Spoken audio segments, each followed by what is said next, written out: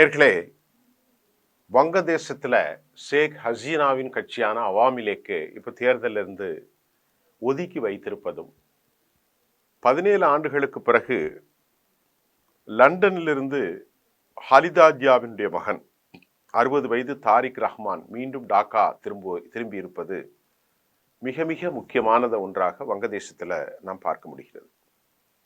தாரிக் ரஹ்மானுடைய தாயார் முன்னாள் பிரதமருமான ஹலிதா ஜியா 80 வயது அடைந்த அவருடைய உடல்நிலை மிக மோசமாக கவலைக்கிடமாக இருக்கிறது.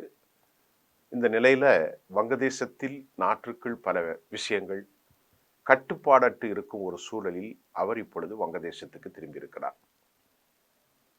ஹலிதா ஜியாவினுடைய மகன் 17 வருஷத்துக்கு பிறகு தாரிக் ரஹ்மானின் வருகைக்கு வங்கதேச ஊடகங்கள்ல மீடியாக்கள்ல பெரும் முக்கியத்துவம் அளிக்கப்பட்டுள்ளது. வங்கதேசத்தினுடைய ஆங்கில நாளிதான பிரதோம் ஆலோ தனது கருத்தை ஒரு மிக முக்கிய கட்டுரையை இவ்வாறு வெளியிட்டுள்ளது. அதன் தலைப்பு என்னன்னா, தாரிக் ரஹ்மானின் வருகையை ஏன் முக்கியமானது அப்படின்னு அந்த கட்டுரை வெளியிட்ட பிரதோம் ஆலோ, வங்கதேசத்தின் இளம் போராளி உஸ்மான் ஹாதி சுட்டுக் கொல்லப்பட்ட அதே நாளில்தான் அவர் திரும்புவதற்கான தேதி அறிவிக்கப்பட்டது. ஹாதியினுடைய படுகொலையில்தான் பின்புதான் அவர் திரும்புகிறார். உஸ்மான் ஹாதியின் கொலையில் இந்தியா காரணம் என்றுதான் அங்கே போராடுகிறார்கள். 1975க்கு பிறகு நாடு நெருக்கடியான சூழ்நிலையில் இருக்கும் சூழலில் தாரிக் ரஹ்மான் தற்போது அந்த 75க்கு பிறகு இப்போது ஒரு நெருக்கடியில் வங்கதேசம் அவர் திரும்புவதும், தாரிக் ரஹ்மான் மிகப்பெரிய ஒரு கடினமான சவால்கள் அவருக்கு முன் எப்போதும் இல்லாத அளவில் இருப்பதாகவும் சொல்லப்படுகிறது.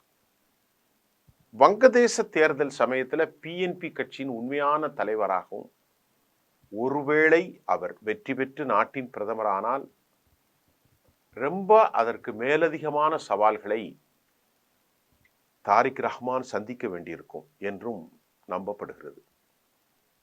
ஷேக் ஹசீனாவினுடைய வீழ்ச்சி, அவர் இந்தியாவில் இப்பொழுது தங்கியிருப்பது, அவாமி லீக்கிற்கான ஆதரவு ஒரே இரவில் முடிந்து விடவில்லை என்பது உண்மைதான். அப்படின்னா தற்போதைக்கு அவாமி லீக் மீண்டும் வருவது அவ்வளவு எளிதாக தெரியவில்லை. ஏன்னா தலைமையும் இல்லை, கடும் சட்டங்கள்லாம் அங்கே இருக்கு. வங்கதேச அரசியல் களத்தில் பிஎன்பி, ஹலிதா ஜியாவுடைய அந்த பார்ட்டி மட்டுமே முக்கிய சக்தியாக நீடிக்க வாய்ப்புள்ளது. எனவே ஆட்சிக்கு வந்த பிறகு பிஎன்பி எவ்வாறு நிர்வாகம் செய்கிறது என்றும், அடிமட்ட அளவில் ஒரு அரசியல் கட்சியாக அதன் செயல்பாடு எப்படி இருக்கும் என்றும், நாட்டின் எதிர்காலத்தோடும் மக்களின் எதிர்காலத்தோடும் ஆழமாக தொடர்புடையது என்பதும் செய்திகள் வெளியாகி இருக்கிறது. நாட்டின் ஒவ்வொரு குடிமகனும் பிஎன்பியை ஆதரிக்க வேண்டும் என்பது அவசியமில்லை. உண்மையில் இது ஜனநாயகத்திற்கு ஆரோக்கியமானதும் அல்ல. அவாமி லீக் இல்லாத நிலையில் ஜமாத்துல் இஸ்லாமி, இஸ்லாமிய அடிப்படை வலதுசாரி மற்றும் தீவிர அரசியல் கட்சிகளின் கூட்டணியில் பிஎன்பிக்கு எதிராக தற்போது உருவெடுத்து வருகிறது.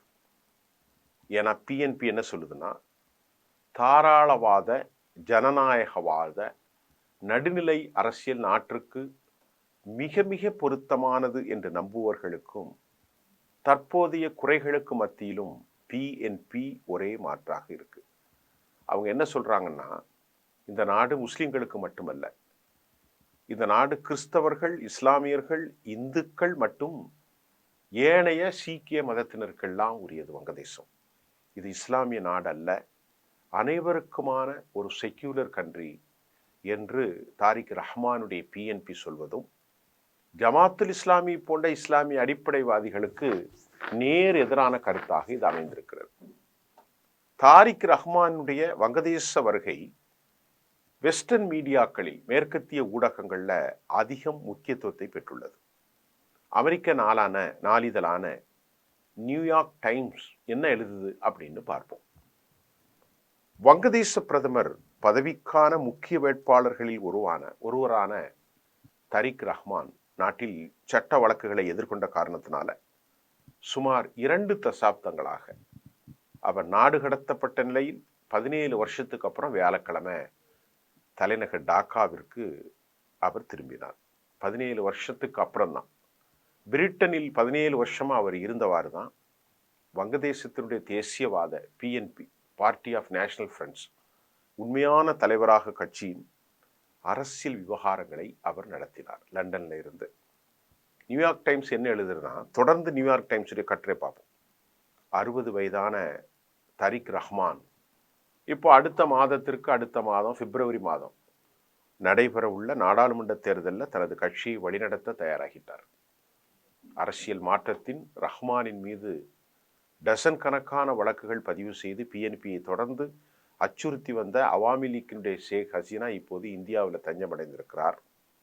ஷேக் ஹசீனாவின் கட்சியான அவாமி லீக்கின் செயல்பாடுகளுக்கு கடந்த ஆண்டு அவர் பதவியில் இருந்து அகற்றப்பட்ட பிறகு தடை விதிக்கப்பட்டு விட்டது.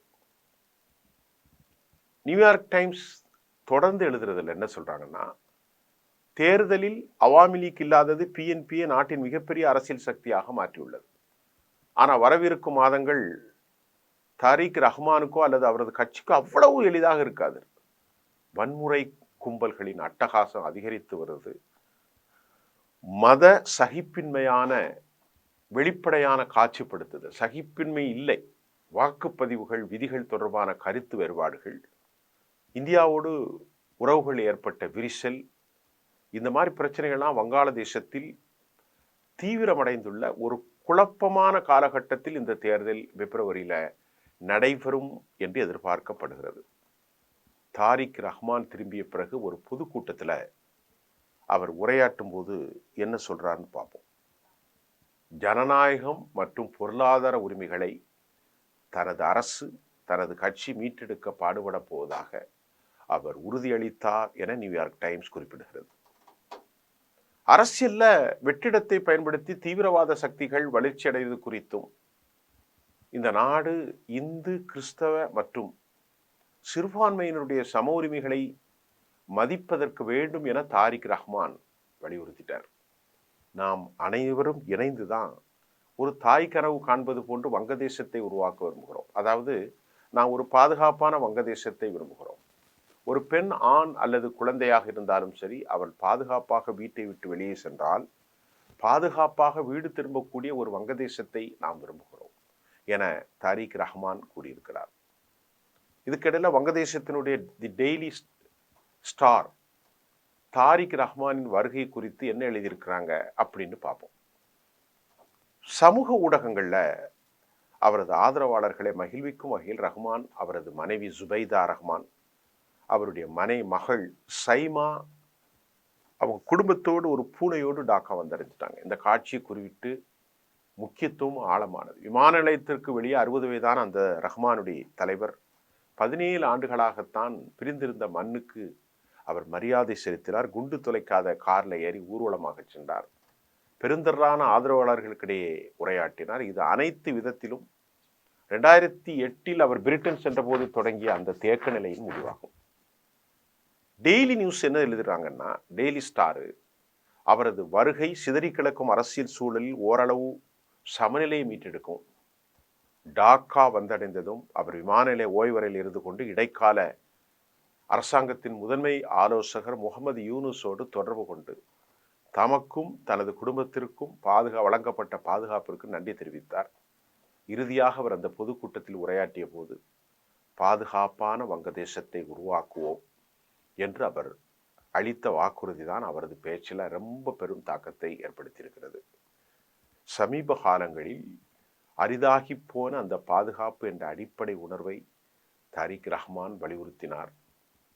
சாலைகளில் பரவியிருக்கும் வன்முறையற்ற ஒரு தேசத்தின் தோற்றத்தை அவர் விவரித்தார். ஒவ்வொரு பெண்ணும், ஆணும், குழந்தையும் வீட்டை விட்டு பாதுகாப்பாக வெளியேறி வீடு திரும்பக்கூடிய ஒரு நாட்டை அவர் முன்னிறுத்தினார். புளூரலிஸ்டிக் ஐடென்டிட்டி, பன்மைத்துவத்தின் மீதான தாரிக் ரஹ்மானின் அழுத்தம் ரொம்ப முக்கியமானது என டெய்லி ஸ்டார் குறிப்பிடுகிறது. வங்கதேசத்தினுடைய முன்னணி ஆங்கில நாளிதான டாக்கா ட்ரிபியூன் அது என்ன சொல்லுது அப்படின்னு பார்த்தா, தாரிக்கின் வருகை ஒரு புரோகிரஸ் இதழின் ஆசிரியருமான பல்கலைக்கழகத்தில் மூத்த மிக முக்கிய ஆளுமையான ஒருவர் இவ்வாறு எழுதுகிறார்.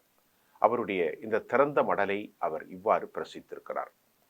அந்த கடிதத்தில் என்ன சொல்லப்பட்டிருக்குன்னா, உங்க கட்சி ஆரம்பத்தில் தேர்தலை கோரியதுடன் எந்த ஒரு சீர்திருத்தங்களுக்கும் திட்டவட்டமாக எதிராக இருந்தது. உண்மையிலே உங்கள் கட்சியின் தலைமை ஆரம்பத்தில் ஹசீனாவின் ஜனநாயகமற்ற அரசியல் அமைப்பை தொடர முடிவெடுத்ததாக எங்களுக்கு செய்திகள் கிடைத்தன.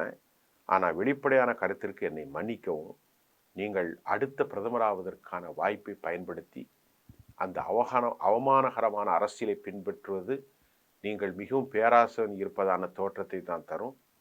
அதனால கட்சியின் தலைவர்கள் தொண்டர்களிடம் பணம் மற்றும் அதிகாரத்தின் மீதான ஆசை தெளிவாக தெரிகிறது. கட்சியின் அரசை அமைப்பதற்கு முன்பே நாடு முழுவதும் உங்கள் உள்ளூர் தலைவர்களால் கட்டாய வசூல் செய்யப்படுவதை குறிப்பிடாமல் இருப்பது கடினம் என்றும், நான்காவது விஷயம் என்னன்னா, உங்க கட்சி ஆட்சிக்கு வருவதற்கான வாய்ப்பு தற்செயலாக ஏற்பட்டிருக்கிறது அதிகம். மற்றொரு மாற்று சக்தியாக இருந்தவர்கள் அதிகாரத்தில் இருந்து நீக்கப்பட்டு விட்டார்கள். அதாவது அவாமி லீக், பிஎன்பி பங்கேற்காத தேர்தல்களில் அவாமி லீக் அரசாங்கத்தை அமைத்தது போல இப்போது பெரிய கட்சி அதிகாரத்தில் இல்லாதல நீங்கள் அரசாங்கத்தை அமைப்பீர்கள். ஜூலை புரட்சிக்கு பிறகு பழைய அரசியல் நடைமுறைகளிலிருந்து விடுதலை பெற விரும்புகிறோம். உண்மையான மாற்றத்தை கற்பனை செய்யும் ஒவ்வொரு குடிமகனின் விருப்பமும் பிஎன்பி என்று நம்புவதற்கு உறுதியான காரணம் இல்லை. ஆனால் பிஎன்பி தலைவர்கள் தொண்டர்களிடம் தெளிவுபடுத்துவதும் வங்கதேசத்தின் பொதுமக்களை ஏமாற்ற வேண்டாம், பாராட்டுக்குரியதாக இருக்கும். ஒரு மரியாதைக்குரிய சுதந்திர போராட்ட வீரரின் மகன் என்ற முறையிலும் 1971 விடுதலை போராட்டத்தின் பாரம்பரியத்தை கொண்ட கட்சியின் தலைவர் என்ற முறையிலும் நீங்கள் ஏன் ஒரு காலத்தில் வங்கதேச ஜமாத்துல் இஸ்லாமியுடன் கூட்டணி வைக்க வேண்டியிருந்தது மற்றும் அந்த முடிவுக்காக நீங்கள் இப்போது வருந்துகிறீர்களா என்பதை தெரிந்து கொள்ள இந்த நாட்டினுடைய ஒவ்வொரு குடிமக்களும் விரும்புவார்கள் என்றும் அந்த எழுத்தாளர் தனது கேள்வியை எழுப்பியிருக்கிறார். அந்த கேள்வியில பிஎன்பி என்று சொல்லக்கூடிய ஹலிதா ஜியாவுடைய கட்சி கடந்த காலங்களில் செய்த மோசமான அரசியலை, அடிப்படைத்துவமான ஜமாத்துல் இஸ்லாமியோடு சேர்ந்ததை, தொண்டர்கள் வரம்பு மீறி போனதை குறித்தும் கேள்வி எழுப்பியிருக்கிறார்கள் வங்கதேசத்தில் உள்ள பெரியவர்கள். ஆனால் இப்போ நீங்க தான் ஆட்சிக்கு வர போறீங்க, உங்களுடைய அந்த பன்மைத்துவம், இந்த நாடு ஹிந்து முஸ்லீம் கிறிஸ்தவர்களுக்கு உரியானது என்று நீங்க எழுதினதெல்லாம் எங்களுக்கு ரொம்ப சந்தோஷம். வெற்றியோடு நீங்கள் இந்த ஆட்சியை ரொம்ப சிறப்பாக நடத்தணும், அதற்கான வாய்ப்பு இருப்பதாகவும் பார்க்கப்படுகிறது. ஆக பிப்ரவரி தேர்தலுக்கு பிறகு வங்கதேசத்தில் பிஎன்பியினுடைய தாரிக் ரஹ்மான் அந்த நாட்டுடைய புதிய அதிபராக பதவியேற்க போகிறார் என்பதை நாம் சொல்ல வேண்டும் என்று தேவையில்லை. நன்றி.